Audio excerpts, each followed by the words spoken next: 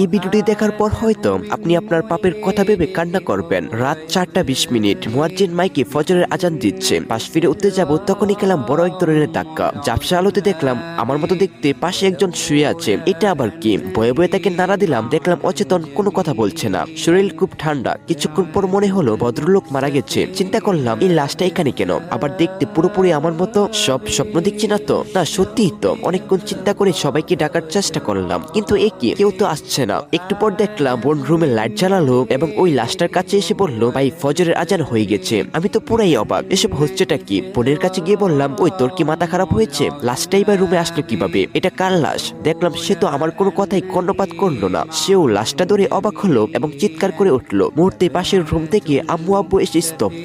আম্মু দপ করে খাটে বসে লাশটাকে ধরে জাগাতে লাগলো এবং চিৎকার করে বলতে লাগলো, বাবা কি হয়েছে তোর? কথা বলছিস না কেন? কথা বল। আম্মু ব্যাপারটা বোঝার সাথে সাথে বেহুশ। চিৎকারের আওয়াজে চাচা চাচি ভাই ভাবি কাজিনরা সবাই জড়ো হলো। লাশটা দেখে সবাই ইন্নালিল্লাহ পড়তে লাগলো। আশেপাশে কান্নার রোল পড়ে গেছে। মুয়াজ্জিন যখন আমার বাবার নাম নিয়ে বললেন, অমুকের ছেলে অমুক ইন্তেকাল করেছে, তখন মনে হাই ভোল্টেজের শক খেলাম। সবাই আমাকে বাদ দিয়ে লাশটাকে নিয়ে ব্যস্ত হয়ে পড়লো। কাউকে বুঝাতে পারলাম না যে আমি বেঁচে আছি। মনে হলো সবাই পাগল হয়ে গেছে। এক কাজিনকে খেপে গিয়ে একটা ধাক্কাও মেরেছিলাম, কিন্তু দেখলাম সে বিন্দু পরিমাণ প্রতিবাদ করলো না। ফজরের পর লাশটা গোসল দেওয়ার ব্যবস্থা করা হলো। মুয়াজ্জিন সাহেব আরেকজনকে নিয়ে আসলেন গোসল দিতে। দুজন বলাবলি করতে লাগলো, আরে মৃত্যু কার কখন আসে বলা যায় না, এরকম তাগড়া মানুষ মারা যাবে কেউ ভাবছেন? কাল বিকেলেই তো আমাদের সাথে হাসি খুশি ভাবে কত কথা বললো। আমি লাশের পাশেই ছিলাম, দাঁড়িয়ে ওনাদের কথা শুনছিলাম। গোসল দেওয়ার পর কাফনের কাপড় পরিয়ে খাটিয়াটার উপর লাশটা রাখা হয়েছে। লাশ ঢাকার জন্য মসজিদ থেকে কালো রঙের কাপড় আনা হলো। সবাইকে শেষবারের মতো লাশ দেখার সুযোগ দেওয়া হলো। এখনো আমার কাছে সবকিছু পরিষ্কার না, কিছু বুঝতে পারছি না। বাসার আশেপাশে প্রচুর মানুষের ভিড়। আত্মীয় স্বজন বন্ধু বান্ধব সবাই এসেছে লাশটাকে দেখতে। কত পরিচিত মানুষ কান্নাকাটি করছে,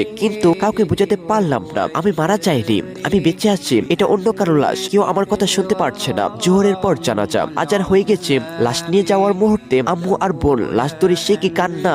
আত্মীয় ওরাও কেঁদে উঠলো। আহা, হৃদয় স্পর্শী এক দৃশ্য। অবাক ব্যাপার, এর একদিন আগেও ঠান্ডা সর্দি লেগেছিল, হালকা জ্বর ও ছিল। দু একদিন যাবত ঠিক মতো নামাজ আদায় করতে পারছিলাম না, কিন্তু আজ কিছুই মনে হচ্ছে না। আমি পুরোপুরি সুস্থ আর শরীরটাও তুলার মতো হালকা মনে হচ্ছে। যাই হোক, লাশটা চৌরাস্তায় ঈদগাহ মাঠে জানাজার জন্য নিয়ে যাওয়া হলো। ঈদগাহ মাঠ লোকে ভরা, একটু জায়গাও খালি ছিল না। বাবা হালকা একটু কথা বলার পর ইমাম সাহেব একটু বয়ান করে জানাজা পড়ালেন। জানাজা শেষে লাশ কবরস্থানে নিয়ে যাওয়া হলো। সেখানে গিয়ে দেখলাম দাদুর কবরের পাশেই একটা কবর খনন করা হয়েছে। ঠিকঠাক ভাবে লাশ দাফন করে সবাই আত্মার মাগফিরাতের জন্য দোয়া পড়তে লাগলো। মুনাজাত শেষে সবাই যার যার মতো চলে গেল, কিন্তু বাবা মা বসে থাকলো। তাদেরকেও জোর করে নিয়ে যাওয়া হলো। অবশেষে আমার কাছে সব পরিষ্কার হতে লাগলো যে আসলে আমি আর এই জগতে নেই।